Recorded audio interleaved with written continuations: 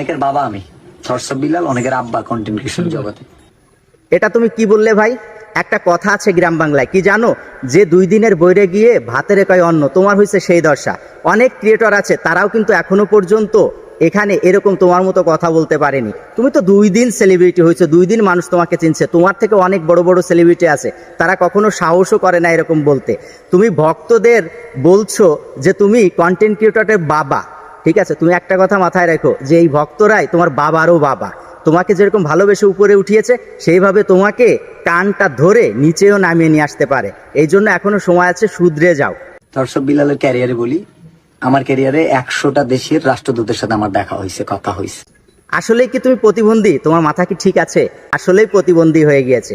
তুমি তোমার ভক্তদের ভালোবাসাকে পুঁজি করে, তুমি তোমার ভক্তদের ইমোশনাল ব্ল্যাকমেল করে তুমি কি শুরু করছো? কখনো বইয়ের ব্যবসা করছো, কখনো জামার ব্যবসা করছো, আবার দেখতেছি কি করতেছো তুমি এটা। থটস অফ বিলাল আজকে থেকে এই লেচু গাছের পাতা বিক্রি করবে। লেচু গাছের পাতা, একটা পাতা বিক্রি করে দিল 1000 টাকা। লিচু পাতার ব্যবসা? হাই হাই, তুমি একদম শেষ। তোমার পাবনায় যাওয়ার টাইম হয়ে গেছে, কেউ এরে পাবনায় নিয়ে রেখে আসো। এর অবস্থা একদম শেষ, এর মাথা একদম গেছে। আমি তোমাকে একটা বুদ্ধি দিই ভাই, এখনো সময় আছে, তুমি তোমার আচরণগুলো শুধরাও। না হলে তোমার যে ভক্তরা আছে, তোমাকে যারা ভালোবাসে, তারা কিন্তু তোমাকে ছুঁড়ে ফেলতে দ্বিধাবোধ করবে না। তোমার এই ইমেজটা কিন্তু নষ্ট হয়ে যাবে। একটা সময় এই সোশ্যাল মিডিয়ায় তোমাকে কেউ চিনবে না। তো এখনো সময় আছে, তুমি ভালো হও। যারা তোমাকে নিয়ে ভিডিও বানাচ্ছে, তারা তোমার খারাপের জন্য বানাচ্ছে না। কারণ তুমি যা কিছু করছো, তুমি আসলে নিজেই বুঝতে পারছো না যে তুমি কি আচরণগুলো করছো, যেগুলো আসলে তোমার সাথে যায় না।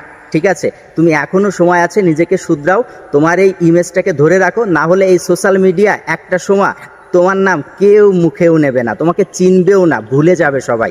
তোমার এই ইমেজটাকে ধরে রেখে ভালো কিছু করো, তোমার জন্য শুভকামনা রইল। ঠিক আছে, তোমাকে এখনো বলছি, শুধরে যাও।